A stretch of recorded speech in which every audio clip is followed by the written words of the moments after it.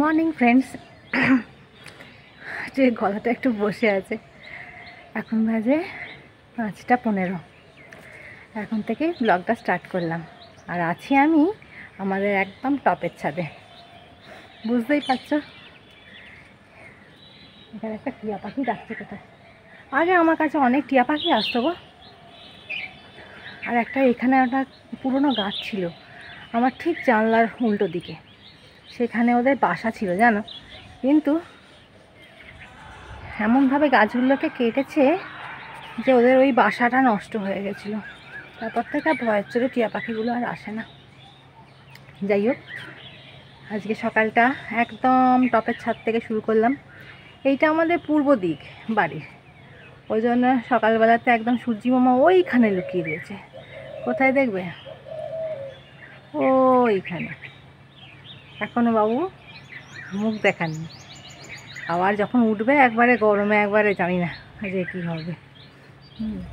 তো যাই হোক, আমি সকালে ওপরে সকাল সকাল এসেছি, ট্যাঙ্কে কতটা জল আছে দেখতে দেখতে এসে ছাদে তোমাদের সঙ্গে কথা বলছি। এরপর যাবো, এখনও পাখিদের খাবার দেওয়া হয়নি গো। পাখিগুলো আস্তে আস্তে আসতে শুরু করেছে, পাখিগুলোকে খাবার দেব, দিয়ে কাজকর্ম শুরু করব।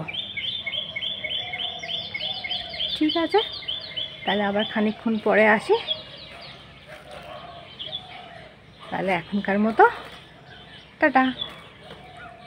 দেখো, সকালবেলায় খাবার দিয়েছি, বাবু হাজির। বাবু, কাকে দেখে পালিয়ে গেলি? এরাও খাচ্ছে। আজকে এখনও বেশি পাখি আসেনি।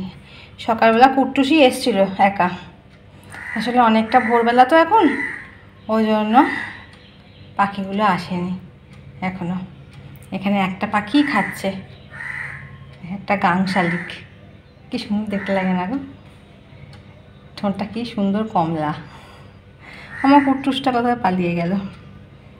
ঠিক আছে, ওরা খেয়ে নিক, তারপর আমি আসছি আবার। ওই কোথায় চলে গেছিলিস তুই? ওই দেখো আমি চলে গেল আবার। দূর দূর দূর, ওই আমি তোকে ডাকছি রে, কোথায় গেলি? যা। আর আজকে দেখো গাছে কত ফুল ফুটেছে গো, জবা হয়েছে দেখো। এখনও পর্যন্ত পুরোপুরি ফোটেনি, আসলে ঠিকভাবে এখনও রোদ ওঠেনি, অনেক ভোরবেলা তো, ওই জন্য এখনও কুঁড়ি কুঁড়ি মতোই রয়ে গেছে। এই একটু পরেই ফুটে যাবে। এখানে জবা ফুটেছে, এখানেও একটা জবা ফুটেছে। এই দেখো কি সুন্দর একটা বেলফুল। এই গাছটাতে ভর্তি বেলফুল হয়। এখন তো বেলফুলের ঠিক সিজনটা অতটা নয়, ওই জন্য অল্প অল্প।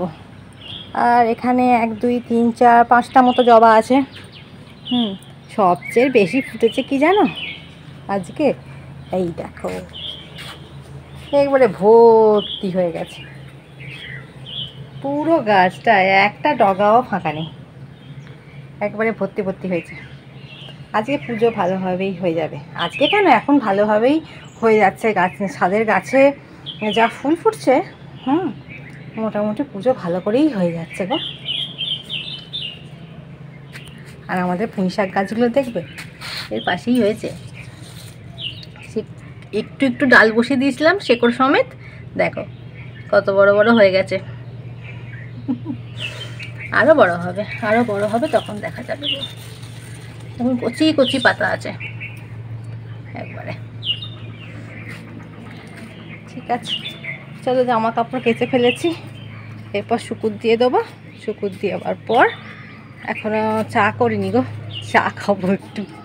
আর এখানে টগর অনেক ফুটেছে, টগর গাছটাও খুব ফুল দিচ্ছে আমাকে, অনেকগুলো ফুটেছে।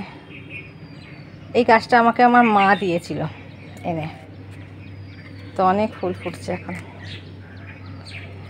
তারপরে রান্না কি হবে দেখি, এখনো রান্নার কিছু ভেবে উঠতে পারিনি। আসলে সকাল সকাল তো মাথাটা কাজ করছে না এখনো। ঠিক আছে, চলো।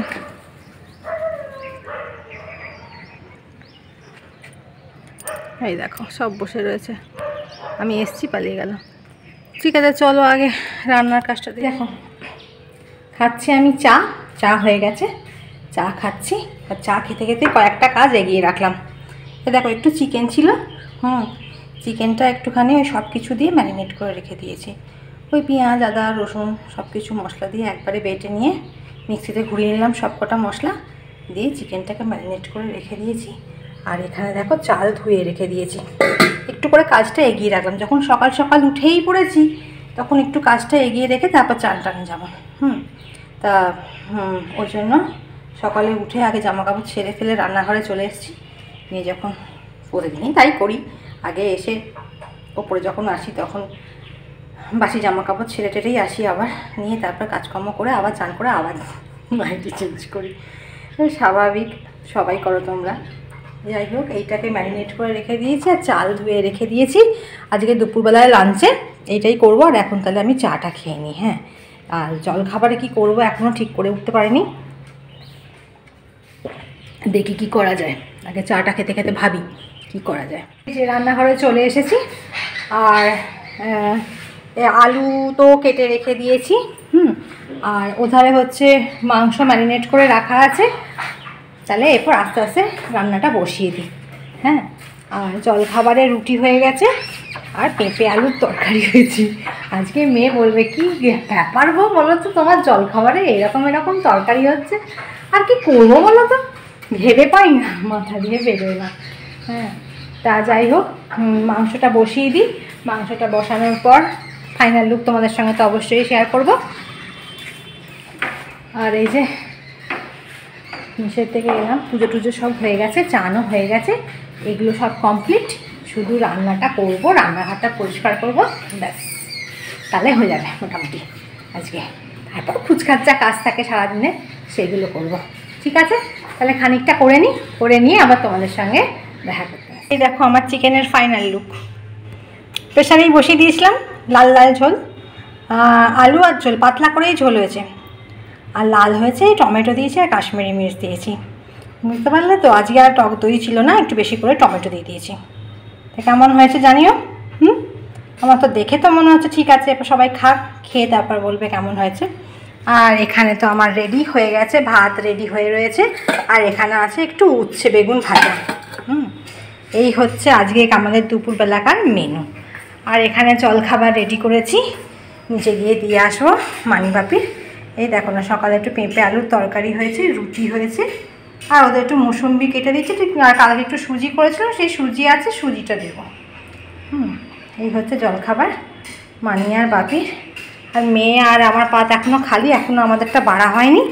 ওদেরটা দিয়ে আসি, দিয়ে এসে তারপর আমাদেরটা নেব। ঠিক আছে। আর এই যে সন্ধ্যেবেলায় বসে আছি, এখন বাজে 8:10। হ্যাঁ, আর সম্রাট ফোন করেছিল, বললো খড়গপুর ঢুকছে। তাই মনটা একটু আনন্দ হয়ে গেল যে খড়গপুর মানে তো অনেকটাই কাছে চলে এসেছে। তাও আস্তে আস্তে সময় লাগবে, কারণ যে ওকে আর একটা জায়গায় যেতে হবে, নিয়ে তারপরেও ফিরতে পারবে।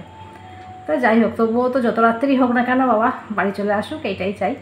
হ্যাঁ, তা এই এখন একটু বসে আছি, মানিবাপিতে মুড়ি দিয়ে দিয়েছি। আর মেয়ে গেছে আমাদের একটুখানি ম্যাগি বানাতে, একটু ম্যাগি বানাতে গেছে। আর রাত্রিবেলা রান্না হয়ে গেছে আমার। রাত্রিবেলা রান্না তোমাদের আমি পরে গিয়ে দেখাচ্ছি। আর তোমরা তো জানোই যে মাংস হয়েছে মানে রাত্রিবেলা তানিয়া একটুখানি ঝোল আলু রেখে দেবেই। তা সত্যিই সেটাই রেখে দিয়েছি। আর রুটি হয়ে গেছে, তার সঙ্গে একটু আলু চচ্চড়িও করে নিয়েছি। এই হচ্ছে রাতের মেনু। বুঝতে পারছি না যে সম্রাট এসে খাবে কি খাবে না, কি করবে ও, সেটা আমি বুঝতে পারছি না এখনও। কারণ কটায় ঢুকবে, ঢুকে ওকে বাইরে খেয়েই আর ঢুকবে বাড়িতে, নাকি এসে খাবে, সেটা বুঝতে পারছি না। দেখি যা করে করবে, অসুবিধা নেই। আমি ওই জন্য একটু বেশি করে রান্না করে রাখা আছে। হ্যাঁ, ওই জন্য অসুবিধা হবে না। আর এখন তাহলে সন্ধ্যেবেলা একটুখানি ম্যাগিটা খেয়ে নিই। ম্যাগি করতে গেছে মেয়ে, আর দেখি ও কখন ঢোকে। কতদিন পরে দেখবো বলো তো, প্রায় হয়ে গেল। যদি রাত্রি 12টার পর ঢোকে তাহলে 9 দিন হয়ে যাবে। যাই হোক, যখনই ঢুকুক না কেন, তারপরে রাত্রে ডিনারটা তখনই করবো। হ্যাঁ, দেখা যাক কী হয়। আর রাতেরবেলা ডিনার তোমাদের সঙ্গে পরে শেয়ার করছি। তাহলে এখন আসি, খেয়ে নিই। হ্যাঁ, টাটা। এই যে এখন বাজে 11:45। আমি ভেবেছিলাম যে সম্রাট হয়তো চলে আসবে, তারপর ওকে দেখিয়ে ব্লগটা শেষ করব, কিন্তু তা মনে হচ্ছে এখন হবে না। কারণ যে বললো ফোন করে যে আরও দেরি হবে ওর আসতে, প্রায় 2-2:30 বেজে যেতে পারে। ওই জন্য আর মানে সেটা যেটা ভেবেছিলাম সেটা আর করা গেল না। তা যাই হোক, ওর সঙ্গে নয় কালকেই দেখা করাবো তোমাদের।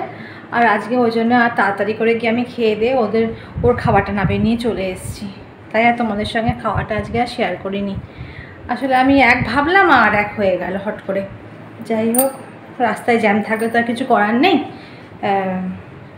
তা আজকে আর বক করে ব্লগটা বড় করব না। কালকে আবার তোমাদের সঙ্গে দেখা হচ্ছে একটা ছোট্ট ব্লগ নিয়ে।